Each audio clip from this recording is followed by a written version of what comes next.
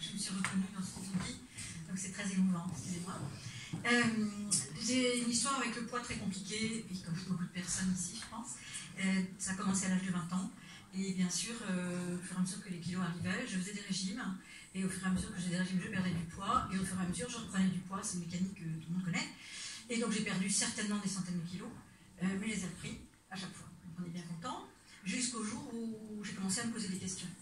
Et donc j'ai eu besoin d'aide, et je suis allée chercher de l'aide. Donc j'ai fait un travail de psychothérapie cognitive qui a duré un petit temps, et puis j'ai arrêté, et puis ça n'allait pas, alors j'ai recommencé. Et ça a commencé à fonctionner un petit peu, me poser des questions, à comprendre pourquoi je ne me sentais pas bien, à travers mon histoire personnelle, qui est un petit peu compliquée aussi, et je perdais toujours pas de poids. Bon, alors je suis passée à l'état supérieur, j'ai fait une thérapie des comportements alimentaires. Donc ça c'était génial. J'ai arrêté de manger, j'ai commencé à pleurer. C'était bien, c'était beaucoup plus naturel, c'était dans l'ordre des choses, donc c'était une bonne façon d'exprimer son émotion. C'est là que j'ai compris que j'avais réussi à domestiquer, entre guillemets, mes troubles du comportement alimentaire. Bien, et puis je perdais toujours pas de poids. J'avais arrêté d'en prendre, c'est un progrès quand même. Alors, comme j'avais des problèmes de genoux, et qu'à 57 ans, je me sentais plus handicapée que ma tante de 87, je me suis dit non, là, il faut faire quelque chose quand même. J'ai donc choisi en 2009 de poser un anneau gastrique, faire poser un anneau gastrique. Et là, deux choses. La première, ce que je craignais, ces produits, les troubles du comportement alimentaire ont réapparu.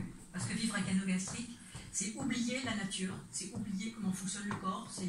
Et en plus, vous ressortez de l'hôpital avec un petit livret qui vous dit « Ah, attention, il faut manger même si vous n'avez pas faim, parce qu'il faut manger un. » Mais en revanche, arrêtez-vous dès que vous avez une sensation de satiété. Donc si on n'a pas faim, je ne vois pas vraiment comment on va avoir à un moment donné une sensation de satiété, parce qu'on l'a déjà avant. Donc on est dans une espèce d'instruction paradoxale qui est terrible, parce que ça fausse tout, c'est fini, il n'y a plus de nature, il n'y a plus rien. Bon, j'ai gardé le moral et j'ai perdu du poids, ça c'est certain. Bon, un bon paquet, parce que j'étais quand même, quand j'étais opérée, je faisais 125 kilos. Et je me suis lancée dans un programme de chirurgie réparatrice, qui était une expérience, une aventure. La première importante chirurgie réparatrice, quand une amie qui est venue me voir, j'ai fait ce qu'on appelle un body lift, qui est venue me voir et qui m'a dit « Alors, ça va, t'es revenu de la guerre ?»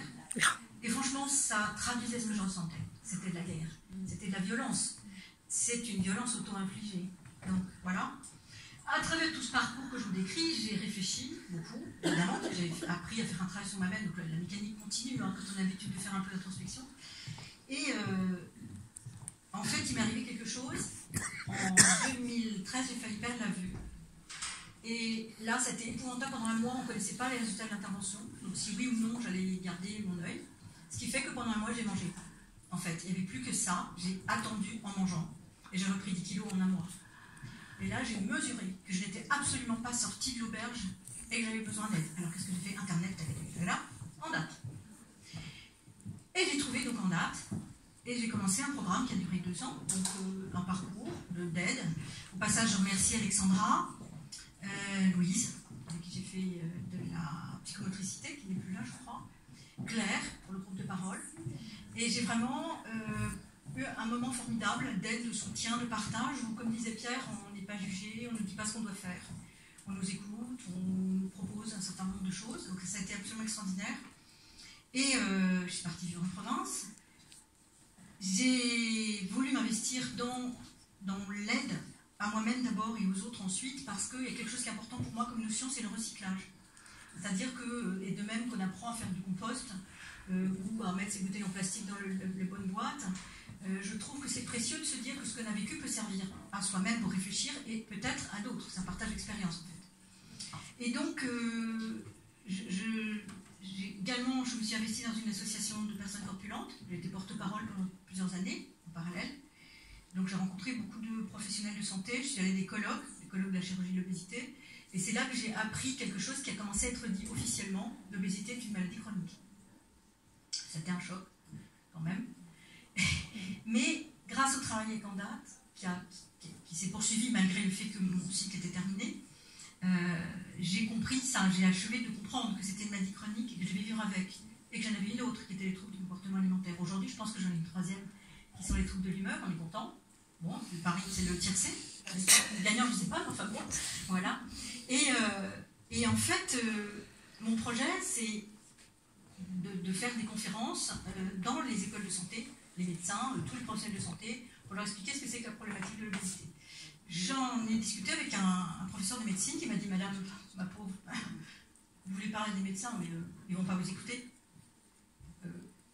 Ça ne les intéresse pas, mais je vous conseille un truc, patient expert ou éducation thérapeutique du patient. Là, vous avez des chances pour que les médecins vous écoutent.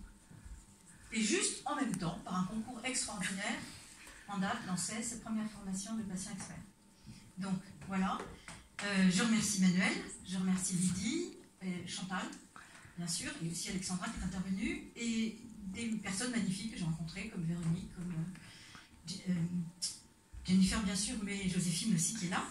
Et j'ai continué, le travail continue à se faire, l'élaboration d'un projet qui commence à prendre corps maintenant, et grâce à l'approche ACP, je veux dire que personnellement j'ai beaucoup apprécié l'approche Carl Rogers, j'ai encore beaucoup de progrès à faire dans ce domaine, mais je pense que ça c'est quelque chose de magnifique, cette expérience magnifique. Voilà.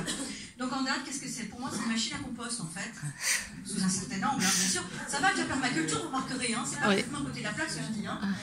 Il y a une logique là-dedans, c'est-à-dire que pour moi c'est une machine à nous permettre de recycler ce que nous avons vécu.